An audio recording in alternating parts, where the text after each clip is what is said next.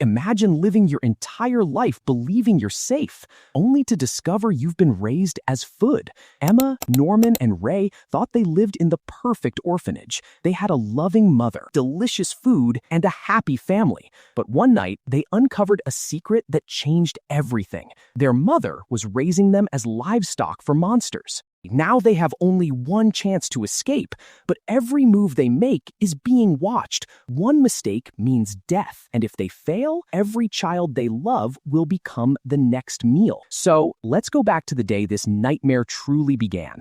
Don't miss it. Emma has lived inside an orphanage for the only 11 years of her life. She, along with Norman and Ray, are considered geniuses among the rest of their peers. Their hot MILF mom, Isabella, takes care of all of them with a smile on her face.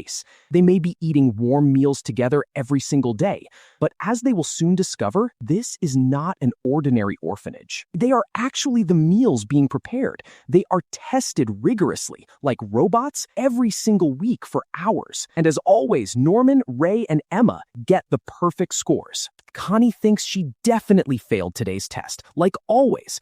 But at least today is the day she is finally going to meet her adoptive parents before moving to her new home. Connie tries saying goodbye to everyone, but ends up crying before leaving.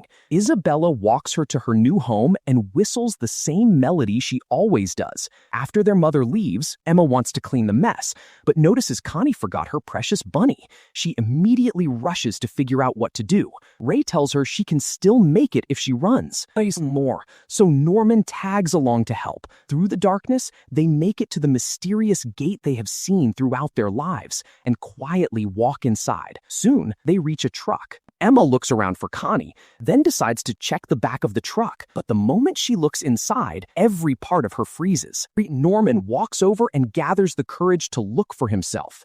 The instant he sees it, his mind completely breaks. The sight of Connie, someone they once called family, shatters them. Suddenly, they hear an old man's voice. They quickly hide behind the truck, then crawl underneath it, trying not to make a sound. As they listen, Emma catches another glimpse. Terrifying. Demon-like creatures are walking around the truck. They continue talking while Emma and Norman do everything they can to stay perfectly quiet. The demons pick up Connie and place her inside a cryogenic container. They call her valuable merchandise. She is high-quality human meat prepared exclusively for the rich. One of the demons complains that they have been receiving low-quality 6-year-olds lately. But very soon, they will finally receive the perfect scores. They ask Isabella if the children are ready for shipment. Isabella calmly replies that they will be ready soon. Then, one of the demons suddenly notices something strange. It slowly looks underneath the truck. At the very last second, Emma and Norman manage to escape. They run as fast as they can through the forest. Emma can't stop thinking about what they just witnessed. Have they lived their entire lives only to be thrown away as food? Meanwhile, the demons hand Connie's bunny back to Isabella. Later that night, Ray asks Emma and Norman how their trip went. Norman lies and says they couldn't catch up with Connie. The three of them quietly return to their room. Once they are alone, Norman finally speaks. He tells Emma they need to escape, but Emma immediately refuses. She can't abandon everyone else. Every child in this house is family to her. She refuses to let any of them die. Norman understands exactly how she feels and gently tries to comfort her. The next day, after lunch is served, Emma silently watches Isabella. She smiles exactly the same as always, as if nothing ever happened. Norman quietly reminds Emma to keep smiling too. They already know Isabella probably found Connie's bunny, which means she knows someone discovered the truth. If they want to survive, they have to pretend that nothing happened. They must act as though they never saw anything that night. Norman also realizes something important. There must be a reason the perfect score children haven't been shipped yet. The demons clearly value intelligence. They want the smartest brains to develop even further. But no child is ever kept beyond the age of 12. After putting everything together, Norman reaches a terrifying conclusion. Their shipment will most likely happen on their 12th birthday. And that's only 2 months away. Inside the forest, Emma and Norman begin drawing a map of the area. Since the gate is always either heavily guarded or completely completely locked, they decide to search the forest instead. After running for quite some time, they suddenly discover a gigantic wall blocking their path. Norman tries climbing a tree to get a better view, but slips and falls, so Emma climbs instead.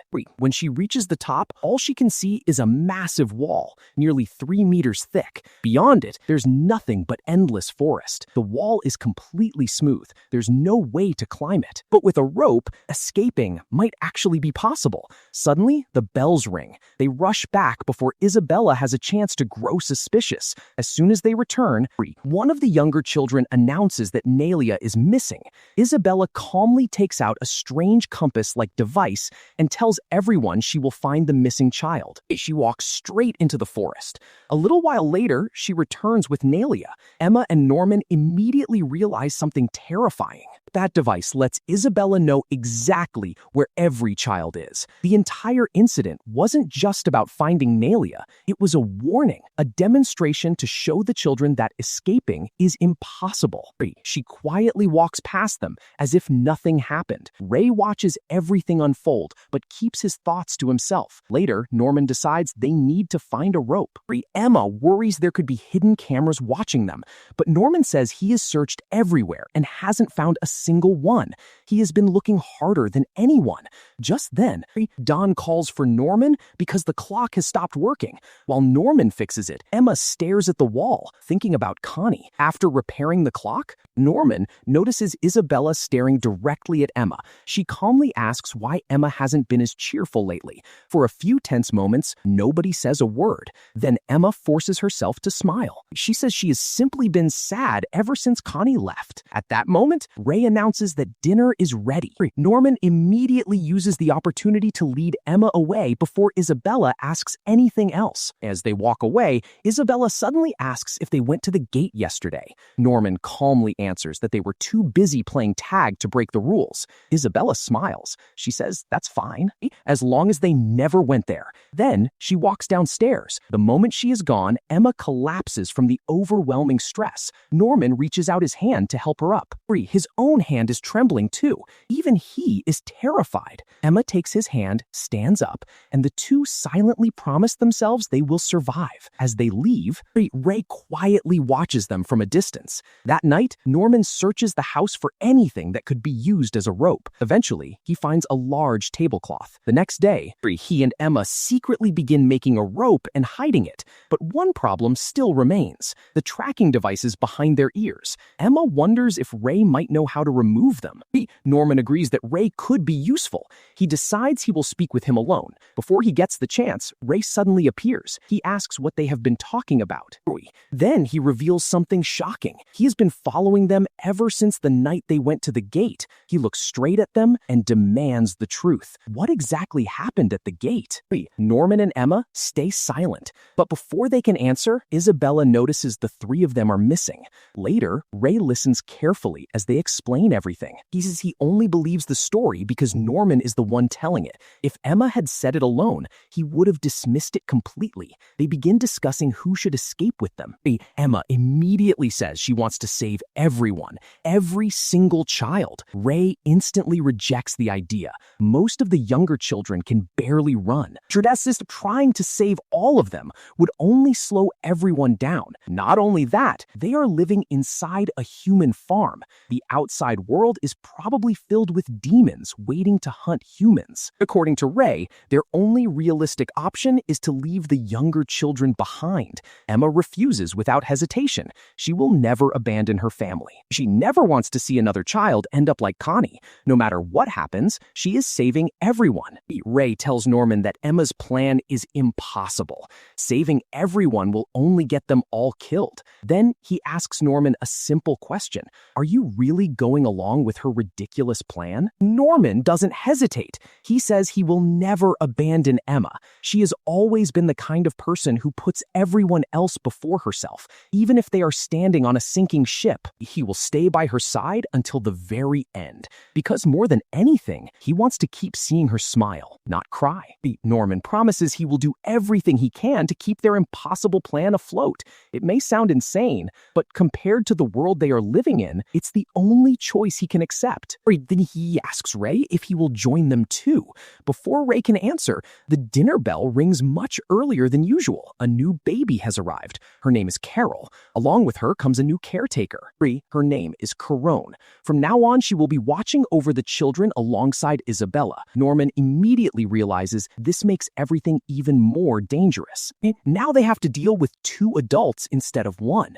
Ray, however, points out a small advantage. Having another adult around could also create new opportunities. No matter where Carol and Corone came from, their priority remains the same. They have to locate the tracking devices. Ray believes technology advanced enough to leave no scar probably doesn't exist. There has to be some trace left behind, even if the scars fade over time. Then Norman comes up with an idea.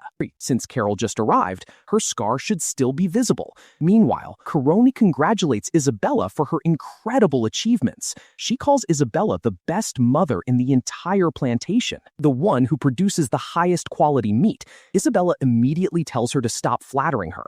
Then she hands Corone detailed information about every child. She warns her that some of the children have already learned about the demons, although she already knows exactly who they are. She orders Corone not to interfere. Just watch them. You're nothing more than another pair of eyes. Corone immediately pledges her loyalty, but the moment she enters her own room, her smile disappears. She picks up a small doll and begins talking to it.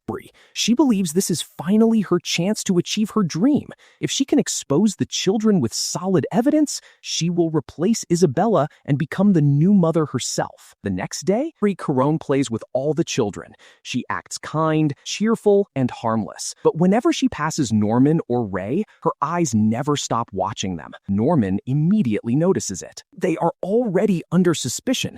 If they don't escape soon, it will be too late. Meanwhile, Emma is playing with baby Carol. As she gently holds her, she notices a bruise behind Carol's ear. When Emma was younger, Isabella claimed those marks came from blood tests. But this time, Emma carefully touches the bruise. She feels something hard underneath the skin, a small metallic object. Now she understands. That's where the tracking device is hidden. The older children don't have visible bruises anymore because the marks faded over time. One of the girls notices Emma staring.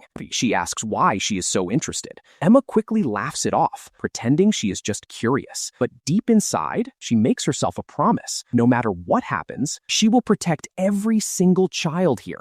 Later that night, Isabella contacts headquarters using a secret communication device. On the other end, Grandma's voice answers. She asks if the 3 perfect score children are ready for shipment. She explains that every other farm has already failed. This plantation is their last hope. Isabella calmly assures her everything is under control. The shipment will be ready. The demons celebrate the news. They believe this harvest will become one of the greatest in history.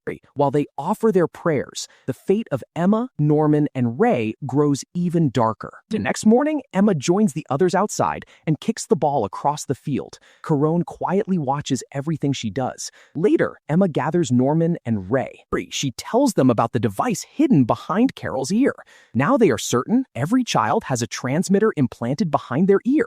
The group starts discussing how to remove it. But Ray warns them not to rush. If breaking the transmitter sends a signal, they will be caught instantly. Until they are completely ready to escape, the safest choice is to leave the devices alone. Hidden nearby, someone quietly listens to their conversation. Ray then reveals that he might be able to build something capable of disabling the transmitters. But for now, their biggest priority is training everyone. Over the next several days, Kima turns every game into physical training.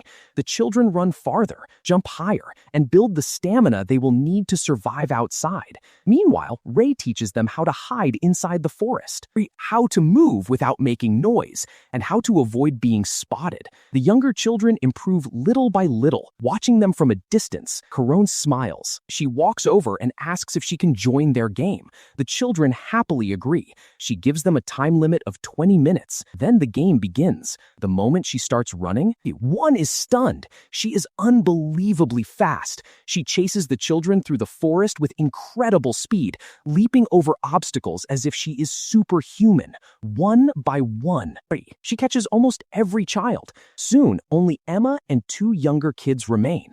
Without hesitation, Emma picks both children up and sprints away with everything she has. She reaches an area filled with massive stone pillars. Corone follows close behind. She knows Emma must be exhausted after carrying two children for so long. She slowly searches the area, calling out for Emma. She tells her there's no point hiding, especially after seeing what happened that night. Then, the final seconds begin counting down. With only a few seconds left, Norman and Ray split up, creating as much distance between themselves as possible. Corone chases after Norman first, but Norman's incredible agility makes him almost impossible to catch. He vaults over rocks, slides between trees, and disappears from her sight. For a brief moment, even Corone loses track of him. Before she can continue searching, Ray steps forward. The time's up. The game is over. For the first time, Corone realizes these children are far more capable than they appear. Still, she believes she has another way to stop them. Someone inside the house can be used against them. Several weeks pass. Nothing unusual happens. Norman starts wondering why Corone hasn't taken any action yet. He reaches a disturbing conclusion. There must be a spy among the children. Someone has been reporting everything to Isabella. Ray quietly agrees. A traitor definitely exists. Later, the dinner bell rings. As everyone gathers around the table, Emma looks at the smiling faces surrounding her. These were once the people she believed she could trust without question. Now, anyone could be the spy. A few days later, Isabella calls Corone into her office. She tells her she has noticed the physical tests she has been giving the children, but she isn't impressed. To Isabella, Corone is nothing more than an insurance policy, just another pair of eyes. If she continues following orders, one day she may become a mother herself. Corone leaves the room silently. The moment she is alone, she grabs her doll and tears it apart. Her frustration finally explodes. She crushes the broken pieces beneath her feet and swears she will destroy Isabella, then take her place as the new mother herself. The children continue training every single day. They practice in teams, helping each other become faster, stronger, and smarter.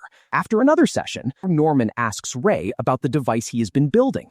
Ray says it should be finished in about 10 days. Norman immediately makes his decision. Then we will escape in 10 days. The deadline surprises everyone, but Norman explains they can't wait any longer. If winter arrives first, surviving outside will become much harder. Before escaping, they also need to uncover the identity of the spy. Norman suspects Dawn and Gilda the most, so he invites both of them to the old library. Inside, Emma finally tells them the truth. Their family isn't being adopted. They are being sent away by terrible people. Dawn laughs, thinking it's just another joke, but Gilda immediately believes every word. She even tells Dawn to stop laughing and listen. To avoid terrifying them, Norman hides the truth about the demons. Instead, he simply says the children are being taken somewhere they will never return from. Ray gets annoyed. He thinks hiding the truth is a mistake, but Norman already has another plan, a trap. He secretly tells Dawn that a rope is hidden beneath Norman's bed. Then he tells Gilda that another rope is hidden inside the bathroom. If either rope disappears, they will know exactly who revealed the information. That night, everyone appears to be asleep. Suddenly, Gilda quietly gets out of bed. At the same time, Emma notices a small note placed beneath Isabella's door. It says, "The rope is under Norman's bed." A moment later, the door slowly opens. Corone welcomes Gilda inside. Emma quietly moves closer, trying to overhear their conversation. A few moments later, Gilda comes back out. Emma immediately asks what happened. Gilda forces a smile and says it was nothing. She even thanks Emma for always caring about her. Just as she is about to leave, Corone suddenly speaks. "I know Emma told you everything." Gilda freezes. Corone offers her protection as long as she shares information, but Gilda refuses. She pushes Corone away, making it clear she won't betray her family. Before Gilda leaves, Corone whispers offers one final warning. If you ever need protection, you know where to find me. Later that night, Gilda quietly returns to the bedroom. Emma rushes over, hugging her tightly. Seeing this, Coroni becomes even more frustrated. She still hasn't found someone willing to betray the others. The next morning, Norman asks Ray an important question. Why would someone sell out their own family? Ray answers without hesitation. To avoid being shipped, to avoid being eaten. His words stay in Norman's mind all day. Later, he asks Emma another question. What would you do if you discovered someone had been betraying us this whole time? Emma doesn't hesitate. I'd still save them. They're part of our family. Her answer makes Norman smile. That evening, Norman and Ray check the hiding places. The rope inside the bathroom is still there. Then they check beneath Norman's bed. It's gone. Ray sighs. I guess Don really was the traitor. But Norman smiles, because that was never the real trap. It was all part of his plan. Norman's plan was a complete masterpiece. He never set just one trap. He secretly prepared four. The story about the rope under his bed was fake. It existed only to test Ray. The real traps were somewhere else. Don's trap was hidden inside the dining hall.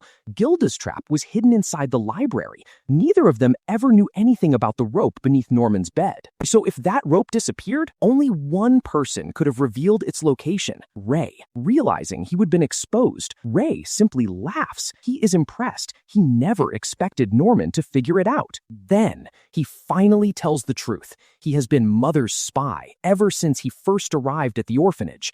Norman asks if the transmitters can really be destroyed, but Ray refuses to answer. He assumes they will abandon him now anyway. Instead, Norman shocks him. I want you to stay with us, but under 3 conditions. First, you guarantee everyone's safety. Second, you tell us everything you know.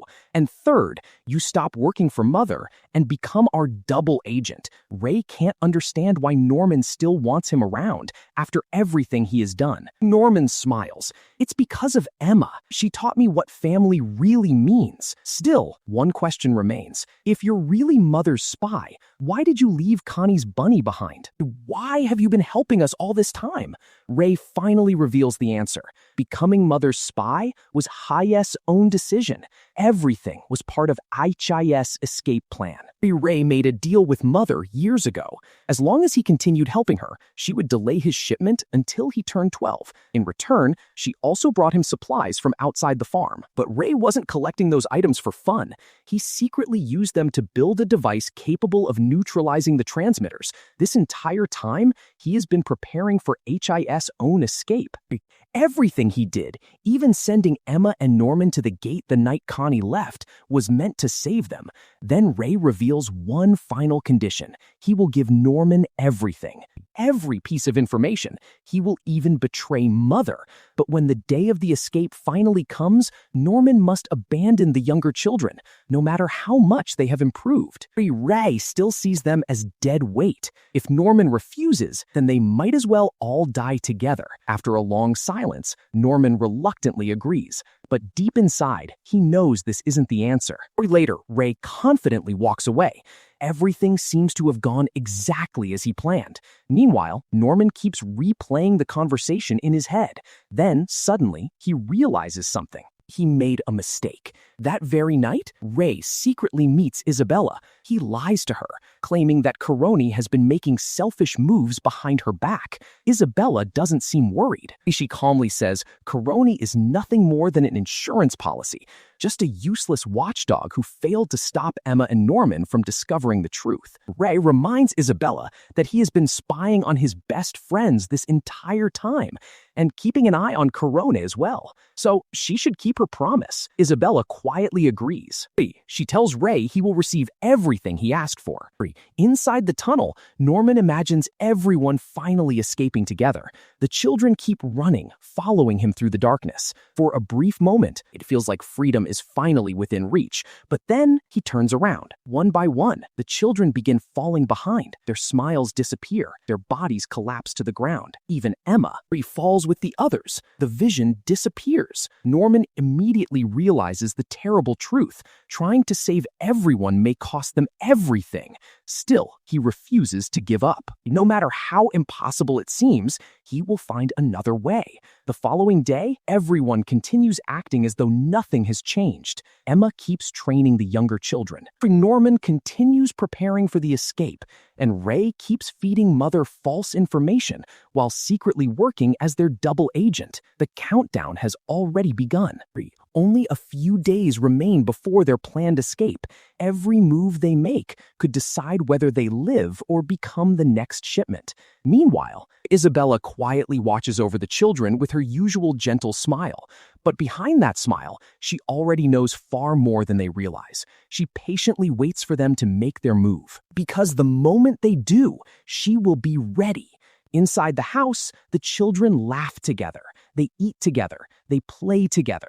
To anyone watching, everything looks perfectly normal. Beneath the surface, both sides are preparing for a battle of intelligence. Norman, Emma, and Ray against the brilliant Mother Isabella. The fight for freedom is about to begin. If this video gets 50 likes, I'll upload part 2 as soon as possible.